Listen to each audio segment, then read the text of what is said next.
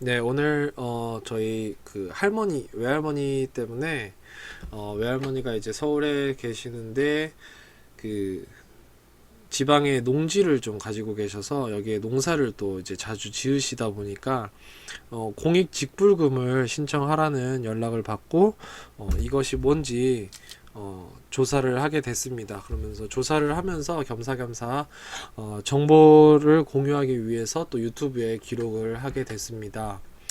일단 공익 직불금이 뭐냐?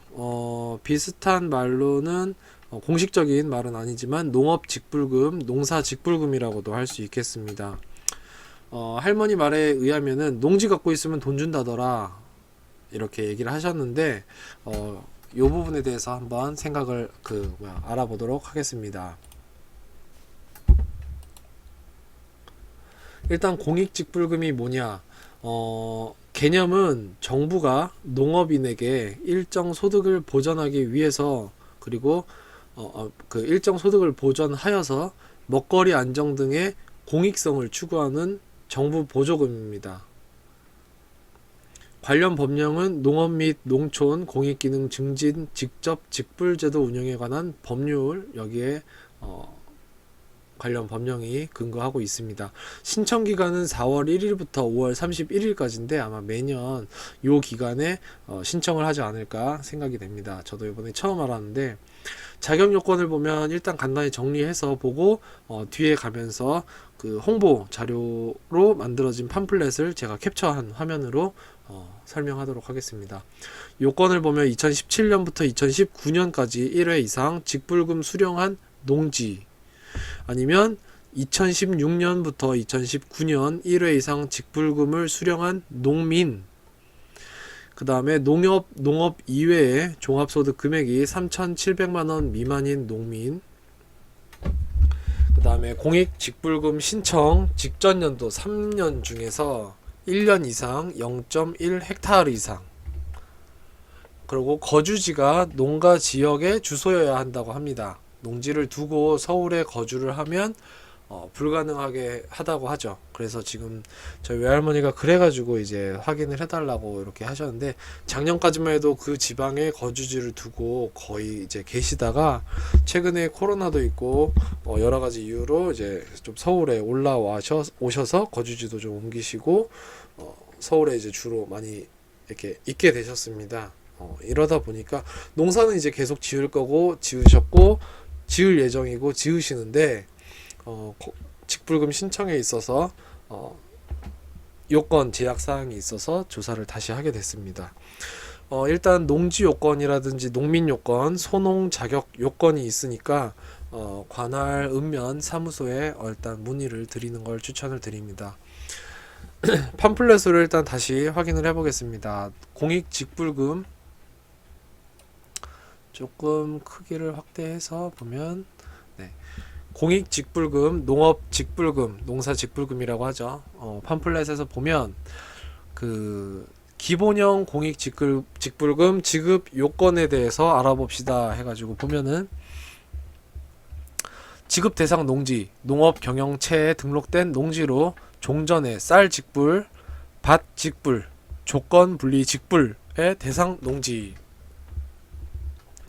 또한 2017년 1월 1일부터 2019년 12월 31일까지 기간 중 1회 이상 농업소득 보전 직접 직불금을 정당하게 지급받은 실적이 있는 농지라고 되어 있습니다. 지급 대상자를 보면 농업 외에 종합소득 금액 합이 3,700만원 미만이고 지급 대상 농지 0.1 헥타르 이상에서 농업에 종사하는 농업인 또는 농업법인으로 되어 있습니다.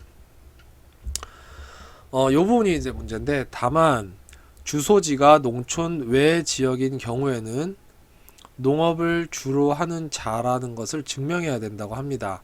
농업을 주업으로 하는 자 같은 예시를 들면 같은 시, 군, 구에 소재하는 1만 제곱미터 이상 농지를 경작하는 자 이렇게 되어 있습니다. 제가 관련된 그 읍면 동사무소에 제가 직접 전화를 했을 때는 서울에 있다 그러니까 그러면은 뭐 이 규모가 한 3,000평 정도 되셔야 된다 이렇게 얘기를 하시더라고요. 만 제곱미터를 평으로 계산했을 때 한 3,000평 정도 나오겠죠.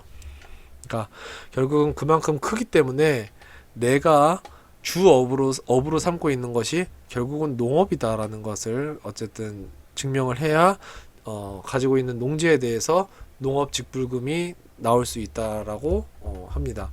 이 부분이 조금 아쉽기도 한데 귀농이지만 어쨌든 서울에 집 두고 농사 짓는 분들은 요거 신청하는 데 있어서 다소 제약이 있을 수 있을 것 같습니다. 일단 좀 더 보면 지급 대상 농지, 지급 대상자 요건을 충족하면 어떤 것들을 받게 될까? 이게 보면 세 가지 종류가 크게 있습니다. 근데 크게 나누면 두 가지가 있습니다. 소농 직불금 120만 원이 있고 면적 직불금이 있습니다. 보시면 대부분의 귀농이나 어떤 진짜 업으로 하는 게 아닌 대부분의 은퇴자들 퇴사하고 이제 농업을 주업으로 해서 하시려는 서울에서 내려가신 분들 이런 분들의 경우는 대부분이 소농직불금에 해당이 되지 않을까 생각이 됩니다. 면적 기준으로 했을 때 경작 면적이 0.1에서 0.5 헥타르 요 사이에 있는 것들인데 일단은 제출 서류는 신청서 별도 양식 없이 방문해야 된다고 합니다. 그리고 임대차 계약서, 농지를 임차하는 분들, 그러고 나서 경작사실 확인서, 주민등록 등본 이렇게 필요하다고 합니다. 신청하기 전에 관할 부서에 한번 연락을 하시고 가는 게 좋겠습니다. 관련 절차를 일단 간단하게 보면 국립농산물 품질관리원에 농지 경영을 하겠다 해가지고 경영체 등록을 합니다. 그 다음에 각 읍, 면, 동의 동사무소에 신청을 하고 그 다음에 등록증을 수령을 한 다음에 이제 직불금 신청을 하고 수령을 하시면 됩니다. 대부분은 소농 직불금일 것 같고 그 다음에 소농 직불금 지급 요건 2부터 7 중에서 하나라도 충족하지 못할 경우 면적 직불금이라고 되어 있습니다. 일단 소농 직불금 지급 요건을 보면 아래 모든 조건을 모두 충족해야 된다고 합니다. 여기가 이제 몇몇 개만 충족이 아니라 모두라는 게 포인트일 것 같습니다.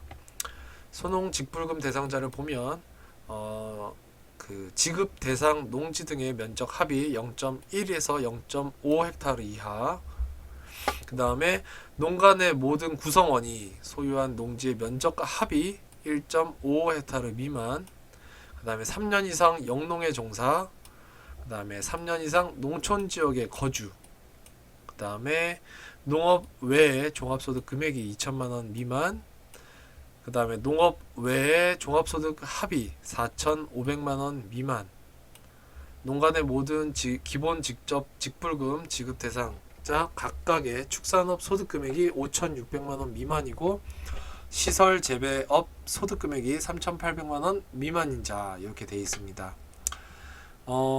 소농 직불금 같은 경우는 대부분의 전원생활자나 은퇴자, 귀농자들 대부분이 여기에 해당이 될 것 같습니다.